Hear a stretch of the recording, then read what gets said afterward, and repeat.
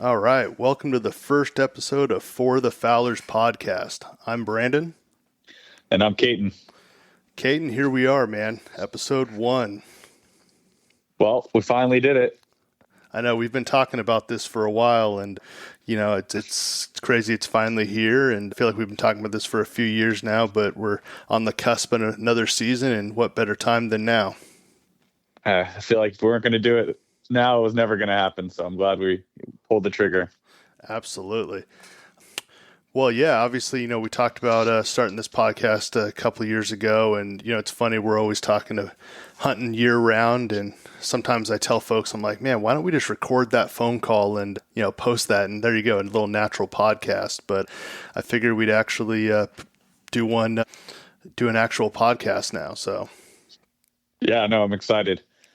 Yeah. So, well, yeah, obviously we've talked a little bit about this. I mentioned it's called For the Fowlers, and really it's a podcast by Fowlers for Fowlers. And, when we think of Fowlers, we're obviously talking about waterfowl, but, I know you and I do a little bit of upland hunting as well. Dove, I know you're big into turkey hunting. Yeah, turkey's fun and definitely good to get into it. Yeah, did you get out and do any dove hunting this year? We haven't talked. Just a private land hunt with family member of mine, and had a little bit of success, but family and work this year, it's been a little hectic, and then just getting ready for the duck season's been the main focus. No, I hear you for sure. Family, as you know, I just had my first little one in the family, and, he was born end of July, so there was really no way that I was going to be able to get out on September 1st to go out and hunt dove up here in California, but normally I use that as kind of my tune-up for waterfowl season. Yeah, I was thinking about that. You chose the year you had your first kid. I had my third kid, and we got a few extra rice lines that I'm hunting. This might be our busiest year to also add a podcast to the plate. I like it. Yeah, that's what's funny is I know that, you and, our good buddy Chuck invited me to get in on those blinds this year, but I just didn't know how much time I was going to be able to commit to, actually getting out this season. And like you said, here I am diving into a podcast. So I should have just dove right into those blinds as well. Exactly. So, but yeah, I mentioned Chuck, another buddy of ours that we hunt with throughout the season, but, a little bit about the guys in our group. I mentioned, we do dove, turkey, pheasant, but, a couple guys in our group, they also like to hunt deer, do some pig out here in Northern California. But for us, we're mostly going to be focused on waterfowl for the sake of this podcast. But, Kane, we haven't really talked. Have you ever gone deer hunting? I have not. Living up in Shasta County, I'm just surrounded by a bunch of deer hunters, big game hunters, whether it's, in California or a lot of guys traveling out of state.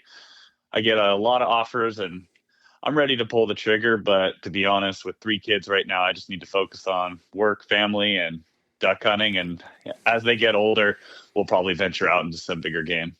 Yeah, I hear you there. I've gone deer hunting a couple seasons, but never any success. But yeah, I've been getting some pictures from some buddies the past couple of weeks who are having some success out here this year. So that's good to see. And, I really enjoy that pig hunting. I did that a few years ago when I was getting into waterfowl hunting, and it was a lot of fun doing a lot of that kind of down in the Monterey area, tons of pig down there, but some good opportunities. We had some access to some private land. So it was a lot of fun. Absolutely. So, yeah, we keep talking about NorCal and everything. And, when it comes to this podcast, we're obviously based in Northern California. You said you're up in Shasta County. I'm down here outside Sacramento. But yeah, our kind of goal for this podcast, you and I chatted, was to be Northern California focused. I mean, that's where you and I, that's where we do our hunting, everywhere from the Grasslands. I know when we were living in the Bay Area, you and I spent some time out on the Bay, but, seems like now we're primarily in the Sacramento Valley. Yeah, I mean, it seems like you hit the nail on the head. We started Grasslands and then the Bay Area, the Suisun marsh, but slowly but surely we've made our way north and even dabbled up. I mean, we hunted the Northeastern when we were lucky enough to get a good draw a couple of years ago, and now that I've lived a lot closer. I dabble up in the Northeastern, so I definitely think that's going to be our main focus. Yeah, I know you went out and, did some junior hunting with some buddies this year, but did you get out and do any of the Northeastern Open yourself? No, I didn't get any draws, and with work, I was working on the opener, and I didn't have any draws. So this weekend rolled around. I'm actually probably hoping to head out earlier this week. That's the goal. Got to pass it by the boss and see if she'll let me take a day off of work, but we'll see. Weather's kind of cooperating right now. We got a whole week of cold weather and rain up here in Shasta County, so we'll see if that helps move some birds around or bring some birds. I mean, it's early. It's that crazy time of year where we'll have 40 degrees at night and it could be 80, 90 degrees during the day. So who knows what the birds are thinking. Yeah, for sure. Well, one way or the other, just let us know down here when they're making their way down south. Hopefully I'll scare a few. Yeah, you mentioned the Northeastern. That was a fun trip. That was a few years ago now, and all those years we've been putting in for the Northeastern opener. I finally had that draw. I think you and I, we were in the Bay Area at the time, and we made that trek. We stayed up just on the other side of the state line up in Oregon, but that was a fun hunt, man. Yeah, that was a good time. I mean, it was my first. It kind of opened my eyes up to where else you can duck hunt in California. Me and our group of friends. Obviously, I'm probably the newest hunter. It's about my 5th or 6th season, but I felt like when I started, it was a hunt as close as I could to home and figure it out. And I slowly started venturing, a little bit further out, and then all of a sudden, we ended up in the Northeastern. I'm like, oh, this is whole new can of worms. And moving up here, it's been a great learning experience. A lot of new habitat, a lot of new areas. A little bit different style of hunting, different backdrops. I mean, it seems like when you're in the valley or even in the grasslands, it's, similar backdrops, but you get up in the mountains and all of a sudden you're trying to have to pick out birds with, pine tree mountains in the backgrounds and stuff like that. So it's pretty cool. Yeah, I mean, definitely one of my goals, maybe not for this season, but, the next year or two, I definitely want to try to do more hunting trips, get out of the valley a little bit, get out of the refuge, get out of the rice. And, like you said, it's completely different up there. And yeah, it's just an absolute blast. Yeah. And we definitely got to do it, especially maybe even that Canada trip I told you about. Yeah, for sure. Yeah, and we'll hopefully talk to some folks in a future episode about that trip. Yeah, absolutely. Yeah, so I mean, like I said, we'll be mostly talking about hunting in Northern California, but it seems like we're talking hunting all the time. We obviously love sharing our experiences with each other, our friends, family, kind of whoever will listen. But, with that said, we do have an Instagram page for the Fowlers, @for the Fowlers, FOR, the FOWLERS. But I mentioned that because we'd love to hear from others as well. Send us a follow if you hear us on the podcast, and that's how you find us. Shoot us a message. We'd love to interact with you. Tell us where you're from. Tell us what kind of hunting you like doing. We'd love to hear from you. And when Brandon says that, he means it. You'll hear us say this a bunch. We're just a couple of guys, and whether it's me and Brandon or Brandon and I or Chuck and I, that's all we always say is we're just a couple of guys. We're not the best out here. We're just a couple of guys in the blind who like to occasionally shoot at some ducks, but it's all about the experience for us. So if you got something to share, we'd love to hear it. Absolutely. And, you mentioned that couple of guys. And before we kind of dive into this podcast, I do want to kind of echo that we don't claim to be experts. We're not professionals. We're not running a guide service. We're not, we don't have any sponsors, none of that stuff. Like we just are, those weekend warriors. We get out throughout the week, when possible, obviously, work dependent on that one. And, but no, we love getting out. We love spending time in the marsh, out in those rice fields, and just enjoy spending time with fellow hunters. Exactly. So, but yeah, speaking of hunters, when we were talking about what we wanted this podcast to be, it's really kind of twofold here. It's like we want it to be a podcast for new hunters who, may or may not have a mentor to get started. I don't want to speak for you, Caden, but for me, like I had to learn on the fly. I had a good buddy of mine, and we'll talk about this in a few minutes, but a good buddy of mine that it got me into it. I didn't grow up in a hunting family by any means. Did a little fishing, little camping, but that was the extent of my outdoors experience. But, we would love to kind of have this podcast for folks to feel comfortable to come on and learn, about the hobby that we enjoy so much. Absolutely. I mean, you're not speak. I think a lot of us are in the same boat of you didn't grow up hunting. You're learning as an adult, and it's a humbling experience. So this is hopefully a spot for some new guys and gals who are looking for maybe a platform to hear a few tips and tricks, or just know that they're not alone out there. At some point, we were all there trying to figure it out, whether, you're 10 years old in the blind with your dad or your mom, or you're 30 years old and out with some buddies that you met at work. Absolutely. And, like you heard Caton say, I think he's 5 or 6 seasons in. I was trying to look back. I think I'm somewhere between 10 and 12 seasons in. I was trying to figure out what opening day this is going to be for me. But, that being said, we, have learned quite a bit, but once again, we're not experts, but we do hope to discuss some topics and hopefully have some guests on here along the way for those experienced hunters, and we were kind of talking about, maybe we do episodes around gear reviews or various hunt setups, different ways to hunt waterfowl, depending on when, what time of year, what time of day, when you're hunting, where you're hunting. Yeah. I think you hit decoys, things like that. Just preference. I mean, things we've learned along the way. Shortcut. It's probably the most expensive. Now, bass fishing does a pretty good probably does a good job at that, but it's one of the most expensive.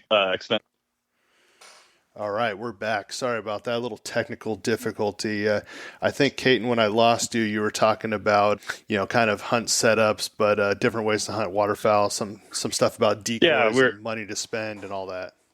Yeah, we were just talking about some of the topics we're going to cover over, and I, circling back to not being professionals or being new coming into this sport.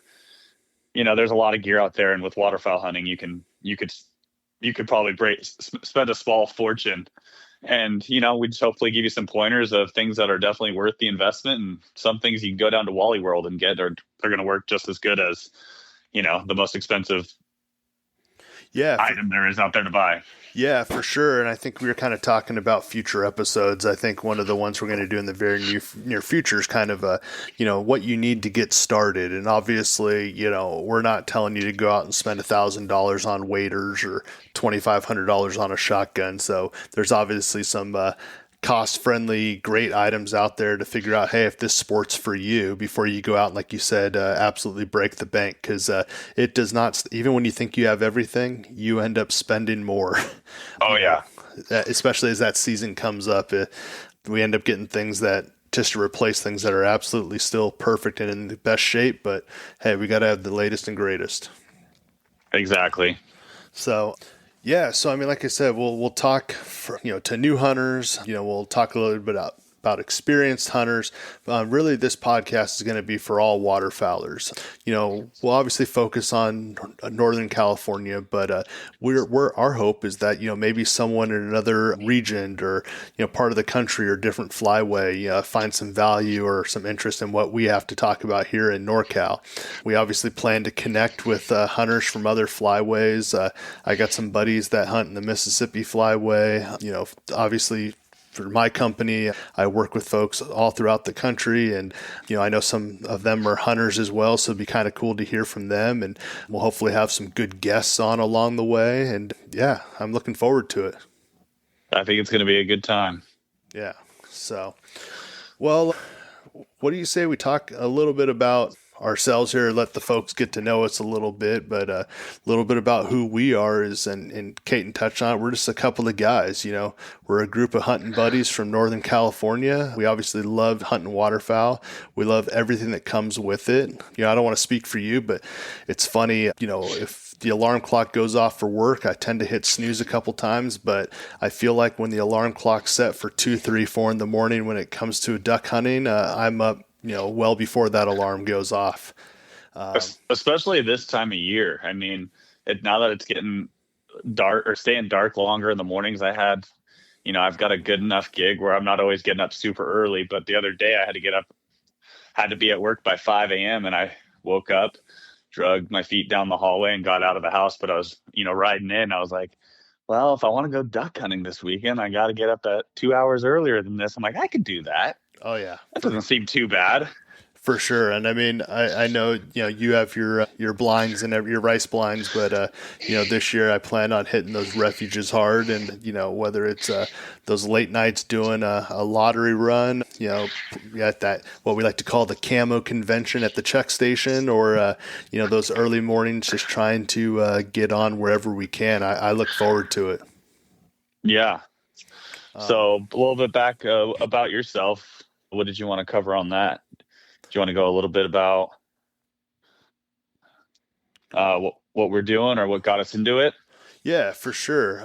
I think you're probably, how we got into hunting, our first experiences, stuff like that. But yeah, like I said, I didn't really have anyone like in my family that was big into hunting. No one was against it, but just no one to really show me the way. And when I was in college, my roommate got into it, but I just wasn't too interested. I remember going with him to Sportsman's, and he was picking up his shotgun, but it just wasn't something that I was looking to start at that time. But when I graduated college and I moved back to the Bay Area, my neighbor, I mentioned him earlier, good old Dan Garza, big time hunter, fisherman, all that stuff. He's really my mentor when it comes to hunting, and he gave me that kind of first experience. And it's funny.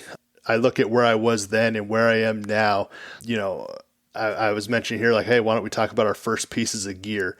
My first hunt that I went on, I wouldn't even say it was a hunt yet. He's like, hey, just come out. He was hunting the bay. He had his Mud Buddy boat out in the sloughs in the south part of the bay there in the Alviso area. And he went out hunting that morning. He's like, hey, come on out middle of the day. I'll pick you up from the dock and, I'll kind of show you what's what out here. So here I am thinking I need to get all camoed out, right? So I go to guns fishing, other stuff there by our house. And, I end up buying like all this like deer woodland camo. Oh yeah. Basically with blaze orange on the front, and not realizing that the name of the game is concealment, right? So, I show up with him and, go out there and I'm getting hooked, just, cruising on that Mud Buddy through the sloughs, seeing those birds work, he's out jumping birds. It was just a blast. So, my first actual hunt, I remember it like it was yesterday. I joined Dan on a reservation at Delavan. That was the first refuge I ever went to, and what an experience. But I remember going out there, same thing. My first waders, we talked about getting in kind of cheap. My first waders were these Pro-Line waders, like that basically were like MC Hammer pants. Like every time I sat down, like they just filled up with air and they were all puffed up. And I get a little heat for my first gun because I loved it, but my first shotgun was the Benelli Supernova, which looking back on it now that's like swinging a weight. It's heavy, it's bulky, but hey, it got the job done. But I was absolutely hooked from that first experience. It was a long day, out at Delavan, but we got into some birds and it was an absolute blast. Yeah, that's awesome. Yeah. But how'd you get into it? I know you said it's only been a few years, and I was trying to think. I know we've been hunting together for quite a while, but I know I didn't get you into it. How'd you get exposed to duck hunting? Well, when you told me we were doing the podcast, I kind of had to think back on it for a little bit. And, well, these guys don't know me yet, but they'll get to know me. I'm a little bit of a space cadet sometimes. But I was thinking, I'm like, why didn't I ever really get into it? And I remember being super young, probably under 10 years old. And my dad had a little tin of dried rabbit meat, and I was eating it, and I was like, where do we even get this? I couldn't even wrap my head around it.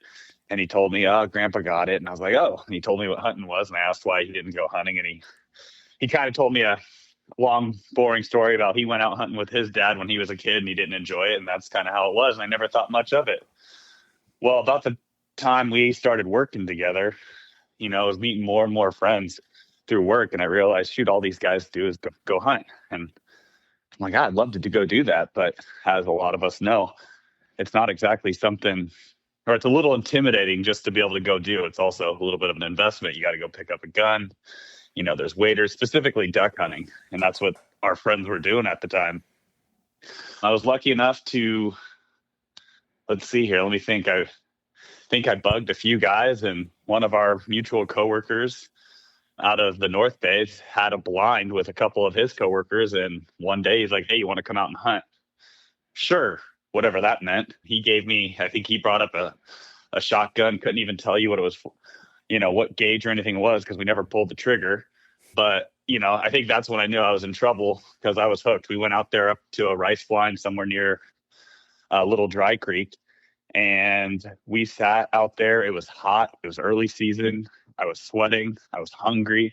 I was a little hungover, and I was just waiting for a bird. And I think I saw a couple pigeons, and I was about as excited as I got, and I was hooked. I didn't even have to see a duck. I think by the end of the day, our buddy ended up shooting one little teal, but that was about it. And I was ready to go. And from there, it was just kind of filling in the pieces, talking to friends, putting myself out there a little bit, and eventually getting in a situation where I wasn't a hindrance. You always want to go out with some friends, but you don't want to hold them back. And, that's when I started talking to you. We went on a few hunts, and I just kind of started building the skill set, so to speak. Yeah, it's funny. The other day I was going through some old text messages, and I was, trying to kind of think back to our time hunting together, and we had a group chat with another buddy that we hunt with, and God, I want to say like it was maybe your first time at Grizzly, like maybe was that your first refuge? I'm trying to remember where it was, but it's funny. It's basically like, hey, what do I need? You had to make sure that you had all the right paperwork, all the right stamps, the right day pass, all those things. But, that's really what we hope that this podcast will do is, we'll talk a little bit about that on a future episode, everything that you need to, get out and, be ready to go out and hunt. Exactly.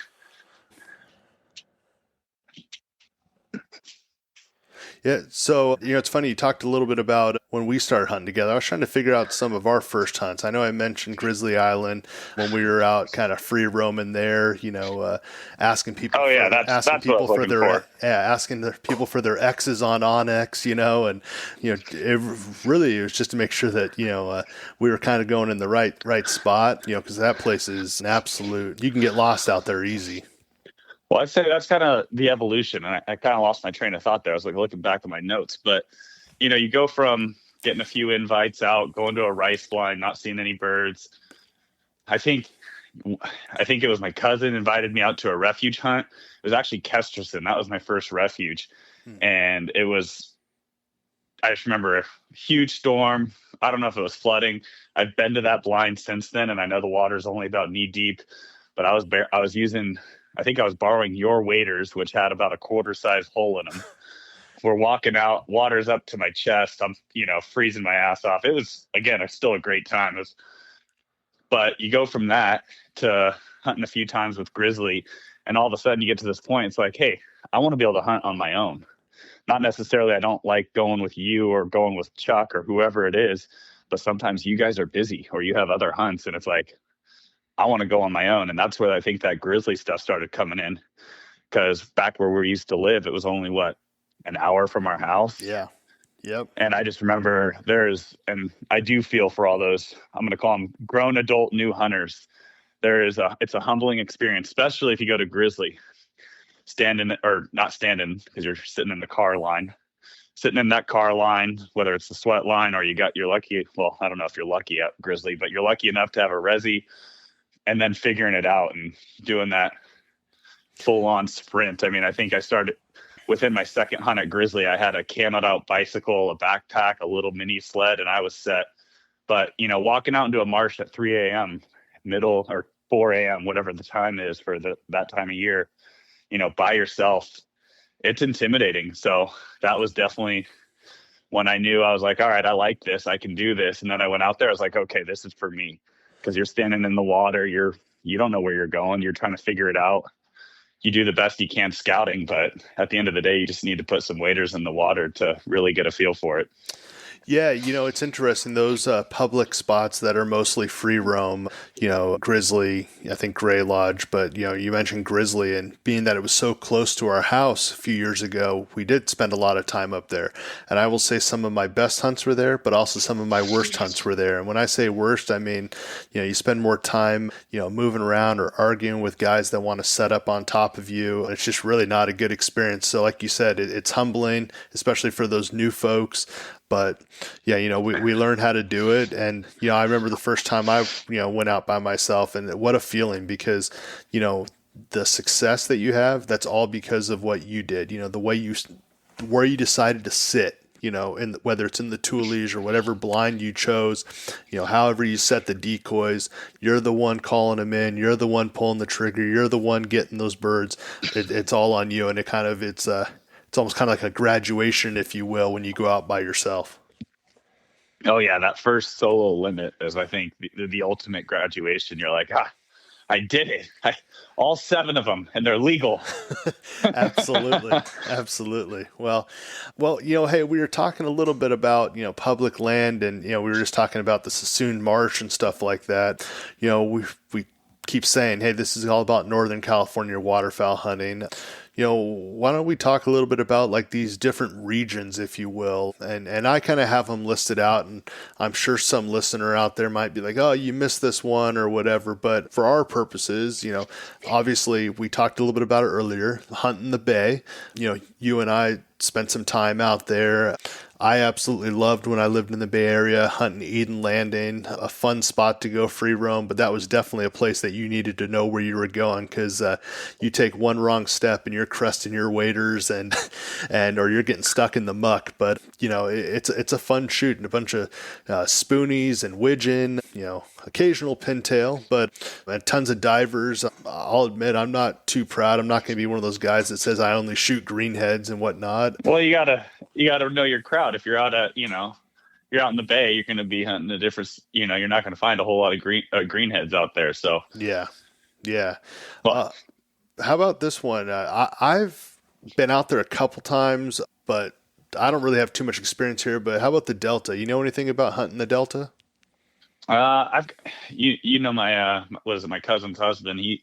He's a big Delta guy. I've gone out one time. Well, I don't even say. I would say I haven't even really gone out. I've gone out in the afternoon with them. We kind of checked out some spots, but man, the Delta is a pretty unique beast, because I mean it's pretty broad term when you think about it, because it spans pretty far. You got Old River, or you go the New River, which goes up towards.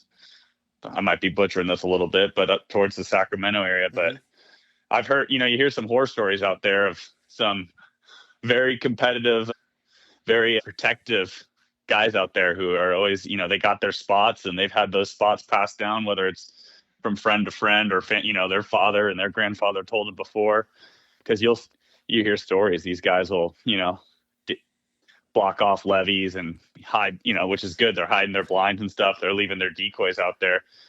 So I personally never I was, when I was living down there, that was my goal, was maybe get a boat and start hitting the Delta. But it was definitely something I was warned about, which is a bummer. You hate to hear that, but I also get it. It's competitive. It's basically the ultimate public land. You don't need a resi or anything. You just need a boat to go out there and get it. So yeah, I see it from both sides. Yeah, I even heard you mentioned those blinds, and that it's kind of a first come first serve. Like no one really owns the blinds that are out floating out there.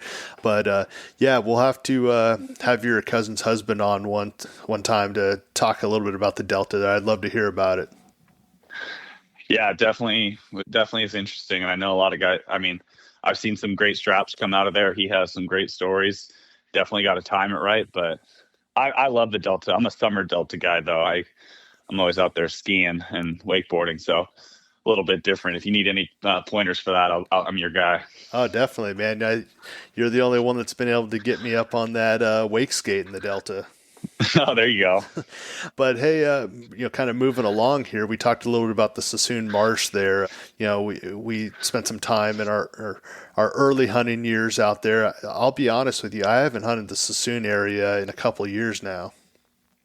Yeah, ever since I moved, I haven't gone back, but it's still the place I put in for every opener, just because if I draw it and I got nothing else, I'm absolutely going there, because I put in, in my opinion, I put in a good amount of work back when I was down there. I was going a couple times a week, finding some new X's, talking to the check station staff, and, learning some things. So I was able to pretty consistently go out there and get a good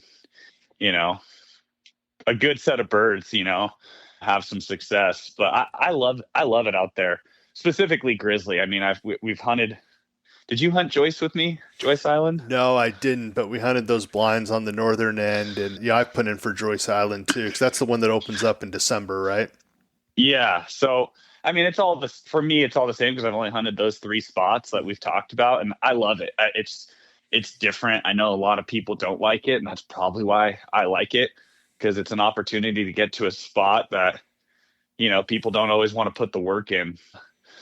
People want to take the short walk. They find the first water and they sit in, and Grizzly's just such a big refuge, and it's just a good time. But, if the birds aren't there, the birds aren't there. So it's a good time.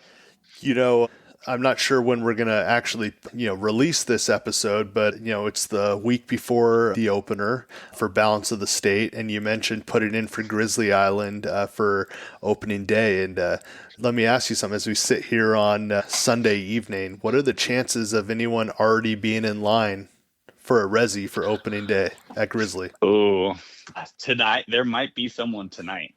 If not, I would put on a significant amount of money by tomorrow.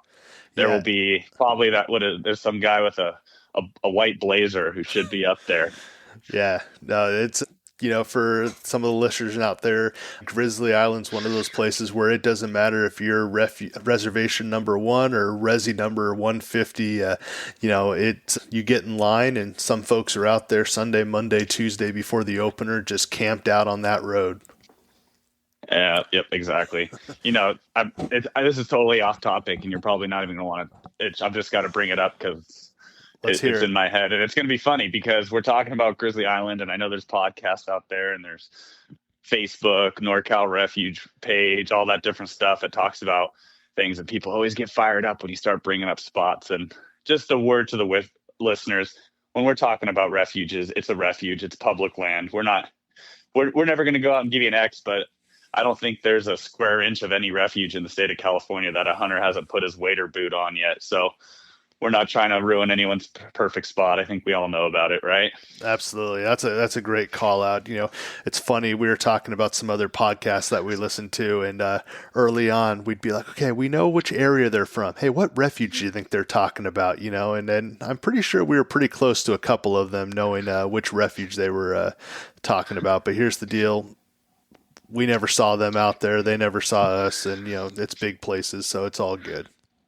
I mean, like at the end of the day, especially now that we hunt up north, like we all know if you're hunting a refuge north of Sacramento, like they're probably the 4 or 5 biggest refuges or most popular ones. We have no special tips or tricks for a refuge. I guarantee that. Absolutely. So we're just gonna use the name of the refuge so that way it sounds good. Absolutely. Well, hey, you mentioned that we're up north now, but before we dive into the Sac Valley, why don't we talk a little bit about the Grasslands? I think that was kind of your and I's favorite place to go hunt when we were living in the Bay Area if we weren't running around Grizzly Island. Yeah, Grasslands it's definitely being the new guy back then, right? I'm still the new guy. I remember, we're going to go hunt the Grasslands. And I'm like, and at the time I was in a sales position. I covered all the way down to Bakersfield. I'm like, I've driven every inch of I-5 and every inch of 99. There's no ducks. There's no water. There's nothing out there. I don't know what you're talking about. But no, sure as shit. There's water out there. There's some ducks. It's a good time. I definitely recommend, to those people who haven't tried it, go take a peek.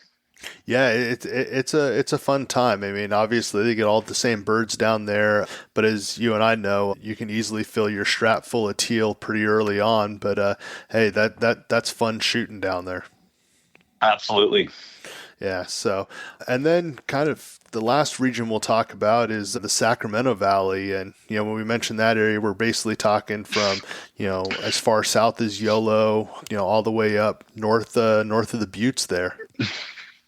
Yeah. I mean, I think it's that's what when people talk about California duck hunting, I think they picture, those refuges with whether you're, you got the Buttes in the background, or you're hunting a rice field. I mean, there's very iconic shots out there. There's obviously a lot of birds, but I think from my understanding, I mean, it's always changing. I mean, you sit in some of these refuge lines and you talk to the old timers, and all they do is talk about the good old days. And yep. Here I am just hoping I can, get a taste of those good old days. So, we say the Sac Valley is, was that gold standard, and I'm hoping it keeps that. Absolutely. I think what's so cool about the Sacramento Valley, obviously the proximity to where you and I live, and it's easy for us to still get together, throughout the season and hunt together. But, there's so many different types of hunting out here. I mean, you can go hunt the marshlands, on the refuge properties. Obviously, this is rice country, so there's flooded rice fields up and down the valley here. There's some dry field hunting, some great, speck and snow goose hunting. But then, right there, we were talking about the buttes, some of those multi-million-dollar clubs that are right there that are just seem to be, a magnet for some of the best waterfowl in the entire state, if not the country. Absolutely. Yeah. And I mean, it's all about just location, whether you're talking, on the broad spectrum of just generally, whether it's the Butte Sink or further north or something like that. You just got to be on the flyway, or if you're all the way down to the refuge, got to be where the birds are. Yeah, it'll be cool. Maybe we can connect with, your good buddy up there that has one of those clubs in the Buttes and talk to him a little bit about that. And, I'd love to hear, how that's going. Yeah, absolutely. I'll have to start bugging him a little bit. Yeah. And, it's funny, speaking of the Buttes, you and I don't want to jinx it, but we have a nice little invite for next week to go hunt a pretty cool property out there for the second time. Yeah, no, I'm excited for that. Any invite to a spot that I normally can't hunt is always a welcome one. Yeah, that's how I feel for sure. It's definitely a great opportunity, and I think we were kind of talking about maybe doing an episode from there with, obviously you and I, and we know there will be some other hunters there, so maybe we'll get to know some folks out there. Yeah, it'll be a good time. So, we talked about the Bay, Delta, the Suisun area, Grasslands, Sacramento Valley. Caden, what's your favorite region and why? Or, obviously I have my favorite, but what's yours? Oh man, my favorite region. I think I'm going to have to lean on the Sac Valley. I mean, that was one of the biggest deciding factors for me to come up. You get a little bit of everything for the most part. I mean, the refuges are great. I'd say the biggest drawback's the crowd. I mean, everyone wants to come up here, but now, getting fully immersed in it. If we've mentioned it, I've, got a couple rice blinds this year. I had my first blind last year just because I wanted to look for the opportunity to be able to hunt. I mean, I was with 3 kids at that, or 2 and a pregnant wife. It was getting a little harder to let me sit in a sweat line or a lottery and then a sweat line the next day. So I needed some opportunities to come a little bit and just do, single day trips and things like that. But the Sac Valley lets you do that. I mean, that's just my opinion of it. I love it. What about you? It's funny you mentioned those single day trips, and I think back to last year, and I know you had a little one on the way, but I will say I feel like more times than not, you still towed that trailer down, and we still spent a full weekend out there. So we were definitely getting after it, but. Yeah, I'm going to have to lean towards the Sac Valley as well. I mean, obviously just a ton of opportunity. The proximity's amazing. I mentioned the different types of hunting that, we can do, early on when, I was renting rice blinds, that was awesome. But then, you think about the refuges and, there's some that, are, I'm 35 minutes from Sutter here, a little over an hour to Sacramento or Delavan. So great opportunities. Obviously getting up in the upper Butte Basin, that's a lot of fun. I really enjoy hunting there. But yeah, no, I'd have to say the Sacramento Valley for sure. Absolutely. And where else can you sit on I-5 and listen to a podcast with a couple of guys? I mean, come on. Absolutely. I mean, hey, that's a great thing. We didn't even mention that, but hey, we'll be on Spotify, we'll be on Apple, pretty much anywhere you listen to your podcast, that's where we'll be. So once again, don't forget, follow us on Instagram for the Fowlers. Hey, we were talking a little bit about the refuge and, public opportunities, private opportunities. I figure we just do a quick dive into that for, maybe there's someone who's just getting into hunting or has a little bit of interest here in getting into hunting in California. when we talk about, public opportunities, we're mostly talking about the refuge system. And I mean, there's places up and down, California, but obviously the majority of those refuges that you're going to be hunting waterfowl are basically from the Grasslands north up through the Sacramento Valley. And then, those private opportunities, those leased blinds, those clubs, etc. Kate, obviously you do both, what would you say are the pros and cons of each style, whether it's public or private? I mean, I'm still, I'm a refuge guy. I just think that's just the best hunting. That's just what it's meant to, that's what hunting's meant to be. I mean, if I had it my way, I would find a way on a refuge every hunt, and I'd never sit in another rice blind. That being said, I'm always looking to get another rice blind.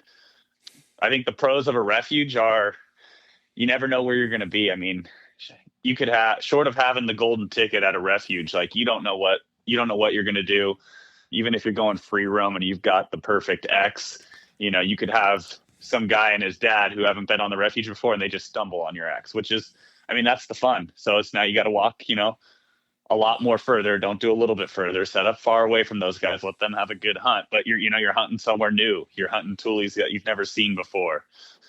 You can't beat that. I mean, that's what tests you as a hunter. That's what I think gives you the most reward. That's what I like to do. I mean, in a perfect world, when I'm retired and, my kids are older and I'm not, changing diapers all day, that's what I hope to do. I hope to take that. I say it now with confidence, but I hope to take the step back out of the rice blinds and hunt more refuges. Yeah. It's funny. You mentioned that golden ticket, and, obviously when we mention golden ticket, we mean that number one resi at the refuge. And I got to ask, Caden, have you ever gotten the golden ticket? I've drew it once, right? Yeah. One time. Where was that? That was Llano. We had it for Llano Seco. Did I go with you on that? Yeah. Okay. I think so. Okay. Yeah, 100%. Now I had to think about it. Yeah, we definitely did, because I went up the day before where I scouted it, because it was a Sunday golden ticket. Okay. Which is still golden, not as golden, but still golden. And it was a refuge. It was, I think, my second season. I think it was back when I would just send you, hey, I'm putting in for draws. Tell me what to do. And you would just kind of give me the list. And I just would open up the credit card and hope I could afford whatever I was buying. But anyways, yeah, so we drew Llano, and it was a unique experience because of, there's certain refuges where if you have the number one ticket, everyone should know what blind you're going to get. I'm not going to go down that rabbit hole right now. Llano for me was not one of those. It's still, I'm a lot more familiar with it, but even then I'm like, because it's a unique refuge. It's got some blinds and it's got some ponds. And from hunting me, I love ponds over a blind. It's just, the ADD kicks in. I'm like, well, we could move 100 feet over there. I think that's where the ducks are going to be. So that's how I like to hunt. Doesn't always work out in my favor, but it's what I like to do. But anyways, back to Llano, that was the golden ticket, and it was a good opportunity. It was a learning experience because, there's guys that you had to ask some questions, had to go there early, did a lot, as much research as I could, talked to some people that hunted it in the past years just made the most of it. It was a good hunt. Yeah, you mentioned, obviously every refuge has that number one or two location depending on your resi. It's a no-brainer. Head here. Don't even overthink it, right? But I guess my advice for anyone out there that gets that number one and you're not quite sure where to go, best place to go, the NorCal Rice and Refuge page on Facebook. Go ahead and let people know, hey, I got number one in a couple weeks. Where do I go? And well, I'm sure you're guaranteed to get good advice. Yeah, no, I mean, obviously we're joking here, and it's funny. We obviously have fun with that page, but yeah, that page can be brutal. Yeah, I've seen some guys drug through the coals for just honest questions. God forbid I ever have to ask something. Yeah, absolutely. Yeah, it's funny. I don't know what it is about Llano. I've had two golden tickets. One was at YOLO. 7-8 years ago, had a good hunt there. But then this past season, I had a number one. Right. And the Upper Butte Basin flooded out. So Lana Yeah. was closed, Little Dry Creek was closed. And I think it was a Sunday draw as well, because I will say, as much as we talk, trash about the Facebook page, you do get some good information there. And I remember that Saturday, they were actually having the check station staff, I think, drive around the refuge telling people, hey, roads are flooding out, come on out. Like they were basically pulling people out of their hunts early. So I knew not to go up there for that Sunday hunt that, my number one, unfortunately, was going to be burned. That being said, I think I had a number 4 either the next week or 2 weeks later, and it was my best hunt of the year. So, it all worked out. Exactly. And you've hunted a couple other number ones, haven't you? Or at least one that I know of. Yeah, I'm trying to think. Obviously, No? I've had mine. I went out on Did yours. you have a little Dry Creek one? No. We never had number 1 there. Oh, well, I think any ticket, let me rephrase, any ticket there might just be a golden ticket. Yeah, that day at Dry Creek, that's another episode right there. But fair enough. That was kind of a waste of a resi for. I think we need to do the whole episode on just hunts that should be forgotten, but no, they shouldn't be forgotten because they should be talked about because they were so good or bad. Yeah, that everything about that hunt. I mean, even the drive up from the Bay Area and all, it'll be a story for another day. Write it down. We'll talk about it, but it's a good one. But yeah, so I mentioned we're on the cusp of opening day for the balance of the state here in California. Waterfowl season 2026 opens up in less than a week. We talked earlier, I think this is season 5 or 6 for you. I'm at the look back. I know it's been at least 10, so I'm thinking it's like 11 or 12 seasons for myself. But Caden, what are you most looking forward to this season? Oh man, on the spot. What am I looking forward to? Well, this will be my first. Like last year, I had a little 2-man blind with a family member, and it was a good time. And this year, I'm hunting with a good buddy of ours, Chuck, and all of his buddies on a couple different rice blinds. So it's going to be a new experience. I got a dog who's, I don't even know how to describe him. He's crazy. He's a good dog, but he's a handful. So he's going to have to learn some blind manners, which it'll be definitely an experience because Chuck's got a great pup and well behaved and all that, and I've got an absolute firecracker. I mean, he knows what to do, but he's a lot to handle. So I'm excited to get out there and kind of get that new experience of hunting with some new guys, working the dog when I can, hunting some new property, seeing how it works out. Yeah, you mentioned Chuck, and I've already talked to him about coming on and, talking a little bit about his hunting background and, his pup, I know his pup he's been working with for a few years, and she's just an absolute amazing dog. But I wouldn't sell yourself too short on old Rooster there, your pup, because I think what he's going into is maybe 3rd full season. And for a dog that, you and your wife found just walking down the street as a stray, he's getting better year after year. Yeah, his drive is, I'd put his drive up there against some of the best dogs I've seen. Like if he'll chase a bird across across a field longer than anyone, but it's just some of those blind manners. He get like, just side story, his manners for me, that way the listeners know what I'm talking about, is you're sitting there 10 minutes before shoot light. You're having your last minute snack or a sip of coffee while you're looking at your time and triple checking, when you can actually start shooting birds. And you get the damn teal who splashes in the decoys. Holy shit, my dog will just get so damn excited. And I can't blame him. That's what he wants. He hears bird hit the water. He's ready to go. Yep. So we're going to work on that this year, though. Nice. Well, that's awesome.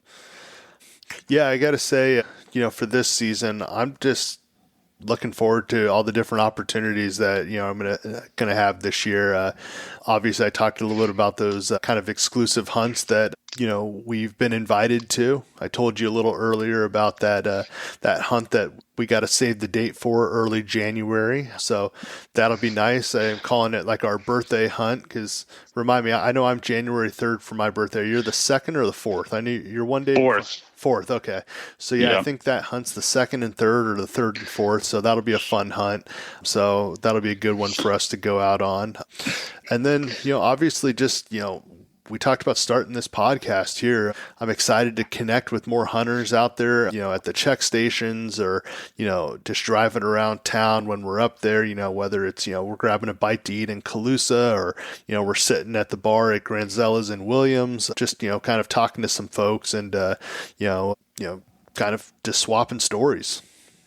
Exactly. And I'm looking forward to it. And I know this year's definitely will be yours and my. It'll be a lot of firsts. Being a new dad and balancing the kid and keeping the wife happy while still maintaining to keep a job is a fun experience. I think I'll actually say I've mastered that skill set somehow. I've gotten away with pretty much anything, luckily. But I think I can hopefully pass on some tips and pointers to you. For sure. We talked about what we're most looking forward to, and I know you talked about working with your pup and stuff like that, but, outside of, working with Rooster, maybe what's one or two things that you want to work on this year to better improve your hunting success? Oh, for me, especially hunting the rice, coming from the refuge, big duck hunter. I've always thought I was a duck hunter, wasn't a goose hunter. Definitely have killed my fair share of geese. Hunting the rice, and I feel like you get a few more opportunities on a more consistent basis. I really got to step up my goose calling game. I got to be honest, you've heard it. It's not the best, but I've put some hours on the call while driving down the road and gotten a little bit better. I've watched every crummy YouTube tutorial that I could, and hopefully I can say I called one in on my own. Yeah, that's nice. Yeah, I think for myself, what's funny is, we were talking a little earlier before we started the show, I got that new gun last year and, I was out shooting it the other day and I just realized that, I got to do a better job of just making sure that I'm leading better. I know I'm leaving some shots out there and, even though I still feel good when I, at the end of the hunt, I know that there's maybe one or two birds that if I just was a little more patient or maybe just led a little more, and, quit missing behind and stuff like that. That's definitely something that, once again, we're not experts, not professionals, we're getting better every day, but that's definitely something that I want to work on this year to make sure I'm not leaving, missing those shots. Cause we talked a little bit about how crowded it can be. Sometimes you just are not on the X, but you got to take advantage of those birds that are coming in and that are willing to work with you. Yeah, absolutely. I mean, I probably should say that's going to be mine as well. I definitely always need to make sure my shots are a little bit more accurate, but managing those highs and lows. I mean, you ever have those weekends when you go out, it's like Saturday, you can't hit the broadside of a barn and then all you're doing is looking at your gun like it's broken. And the next day, all of a sudden you drop your limit as quickly as possible. So it'd be cool to work out some of those kinks. I don't know. I don't think anyone's ever figured out the secret sauce, but maybe this is my year to do it. Yeah, it's funny, and I'll admit it, and if anyone out there says, oh, I've never had to do it, I call BS on that, but we've all done the walk of shame where, hey, those 25 shells went real fast and you only have 2 or 3 birds on the strap, right? So you got to walk back, do the 2-mile walk back to the parking lot on the refuge, whatever it might be, go get another box of shells, to try to fill your strap or, more times than not, it's the hunting shut down for the day, right? So you just got your steps in. But on the flip side, and I was mentioning that Llano hunt I had last season, I could not miss that day. And I remember thinking I'm going to get 7, I was counting how many shells, I was going through. And I want to say I ended up at 15 or 16 shells, just to fill the strap. So, I mean, that was good shooting for me for sure. Yeah, and I think I talked to you that morning. You had almost all your birds well under that, and then you took a few extra shots to get that final one. Mm-hmm. But that's just how it goes. I mean, I took a junior out during the Northeastern junior hunt this year, and phenomenal shot. I think it was last year as a junior hunt, but I mean, great shot. And we're out there, and we killed a lot of big birds real early. I think we got 6 down. I'd already called his dad. I'm like, yep, we're coming home early. And I can say we did not come home early. It took a lot more shots to get a seventh final bird. It was actually quite impressive. It was good times though. But hey, there's a kid 17 years old out there, probably he's out shooting me and getting big birds up in the Northeastern. The only reason I was there is to make it legal. So it was a good time. Yeah, for sure. Well, speaking of time, we're kind of getting up on about an hour here. So what do you say we start closing this one out, this pilot episode? Absolutely. Here? Yeah. I got this idea from listening to some other podcasts, but I was just thinking before we go, we'd ask a couple questions of each other here just to kind of get to know, what kind of hunter you are. And, I'll ask you, and then maybe you throw it back at me and we'll close out there. So you game? Yeah, absolutely. What do you got? All right. So this one's a simple one. What shotgun and which gauge do you use? Oh, what's your primary this year, shotgun? I'm going to go with this year because I think we're going to do an episode where we talk all about guns, right? Yes. So this year, my primary gun is going to be my Franke Affinity 20 gauge. I picked it up last year. Was really excited about it. Used it for a little bit, then went back to my trusty old 12, but I ran into some issues at the end of the season and I didn't fix it since then. So I just made the decision 2025 is the year of the 20 gauge. Yeah, there seems to be a lot of hype around that sub gauge and a lot of 20 gauges. I'm even hearing some folks going out there with the 28 as well. It's funny, speaking of 20 gauge, and you mentioned that Franke. I got one of those last year, and it's a great gun. Obviously, I did my research on it. I know that you like yours, but this one here's giving me a little trouble, so I'm gonna have to take it into the old gunsmith and have him take a look at it. But the last few years, as you know, I've been shooting my Benelli Super Black Eagle 3. I absolutely love that thing. It gives me no issues. Took a little time trying to make sure I had the right shell for it because there was, some issues with ejecting and stovepiping and stuff like that. But no, I absolutely love that gun. I love the weight. I love the way it shoulders, everything about it. Yeah, I've seen you shoot it. It's a good-looking gun. It's one of the ones I'm looking to get. Maybe. We'll see. I've got it narrowed down to between two guns and that and approval from the wife of what my next shotgun will be. So that's good stuff. Yeah. How about this next one? What waders do you wear? Here we go. What brand of waders do you wear, Caton? Well, with the flattest bill I can find, I do wear my Sitka waders. Yeah. I'm a fan. I had so many bad hunts with, a cheap wader does its own good. I do love a neoprene wader, but I was just done and I ripped the Band-Aid off 3 years ago, maybe 3-4 seasons ago. And I love them. Haven't had any issues. I haven't had a set of waders last longer. So make fun of the brand all you want. It works. Yeah. What about you? I'm not going to make fun of you because after last year, like they say, I became a Sitka bro as well. But and you held out for a long while.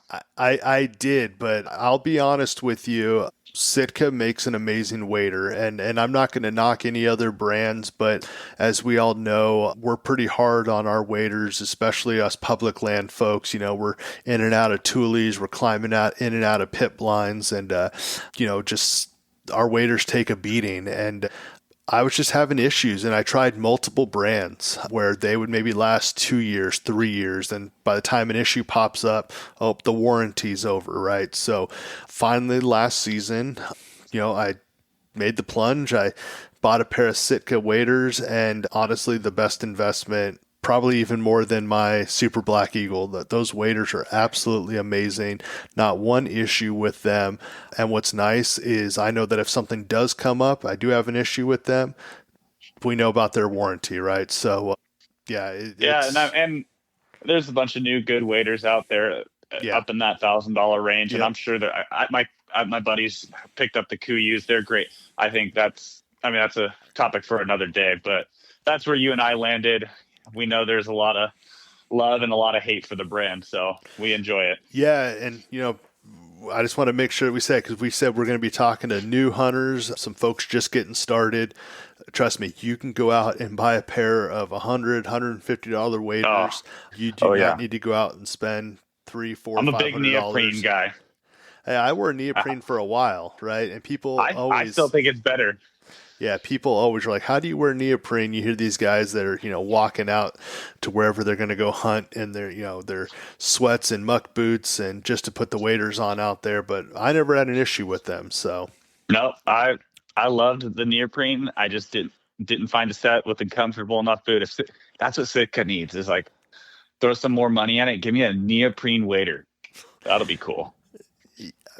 I mean, I don't know if they would do that because, they're all about their layering system and stuff like that. I So, know. but yeah, no, it's an amazing brand. And I know we're talking them up right now. They already have our money, but, who knows? Maybe if this podcast takes off, maybe one day we'll be able to announce them as a official sponsor of For the Fowlers. Oh yeah.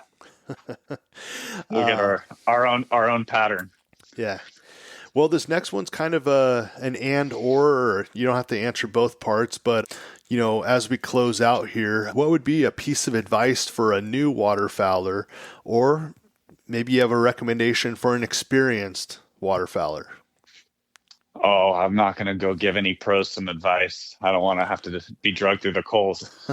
For a new guy, and this will be an interesting opinion. Regulations are scary. Don't be afraid to go. I mean, it's all about, everyone talks about scouting, know where to go.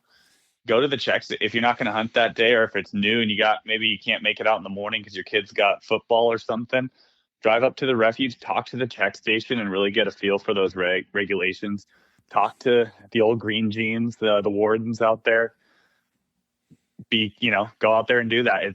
They're a wealth of knowledge. I mean, they're not, obviously when they're out there, they're in an enforcement action. So I'm sure lots of guys got lots of great stories about running into wardens, but at the end of the day, get the information from the horse's mouth, and those check station guys are a big help. And then the wardens are obviously the final say on a lot of things, and learn what you're doing. Regulations change. This year we got the 3 pintail and the weird one that I don't even know all the information about. I just saw January 1st, you can actually go after some swans. Yeah, the mute swan, I we guess. Can't even go down that. Yeah, we can't go down that rabbit hole right now. But yeah, once I myself am going to double check on that rig, and I can guarantee you if it all checks out by January 2nd, I will have a swan. That's my goal.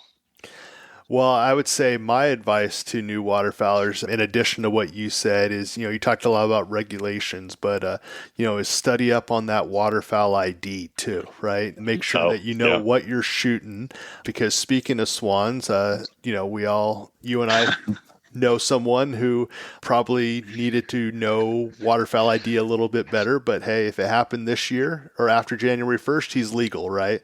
But hey, hypothetically, that could have been the biggest snow I've ever not seen. Yeah, no, absolutely. But no, in all seriousness, obviously, get to know your regulations, your waterfowl ID. Caton's right. Go up to the check stations, talk to the check station staff, talk to the wardens. If you see them out there, you'll see them driving through, pretty much all over the valley. You see them, wave them down, talk to them. We've gotten to know a couple folks and we've had good interactions with them. It's funny, when I was kind of thinking about future episodes, I know a couple guys just through your travels, Kate, and I think it'd be kind of cool to get one of those guys on for an episode to talk a little bit about. Oh, that's a good idea. Yeah, what they kind of run into out there, how we can be better hunters. And yeah, I think it'd be a good episode for us to talk about in the future. But yeah. And when you go to the check, don't ask the check station at 4 a.m. That's a job for a different time. Don't hold us up. Yeah, exactly. Yeah. It's funny, speaking of teasing episodes, that will be one of those unwritten rule episodes that we talk about. And I will give a teaser to that. One of the unwritten rules, or my biggest pet peeve, when you're at the check station, it's 4 or 5 a.m. We're checking in. Know where you're going to go. Don't step up to the window. Quick. Yeah, let's keep it moving, right? So we'll talk more about that in a future episode. But yeah, Caton, I think it's time we wrap this one up. Yeah, I think we did halfway decent. We made it. Only one technical error. I like it.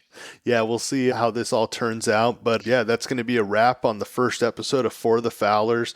Obviously, it was great chatting, Caton. We're going to have a lot of fun with this. I think we have some good topics that we want to talk about. I know we have a wish list of guests that we'd love to have come on in future episodes. But, before we close out, I just want to say, once again, follow us on Instagram, For the Fowlers. Send us a message. If you follow us on Instagram, we'd love to hear from you. Let us know your thoughts of, this episode, the podcast, what you like, what we could do better, just connect with us. And we're still trying to figure out kind of how often we want to be releasing these episodes, but I think our plan is to try to do at least one a week. And with that said, I guess we'll see you guys next week. Yep, sounds good. All right, Caden, have a good one.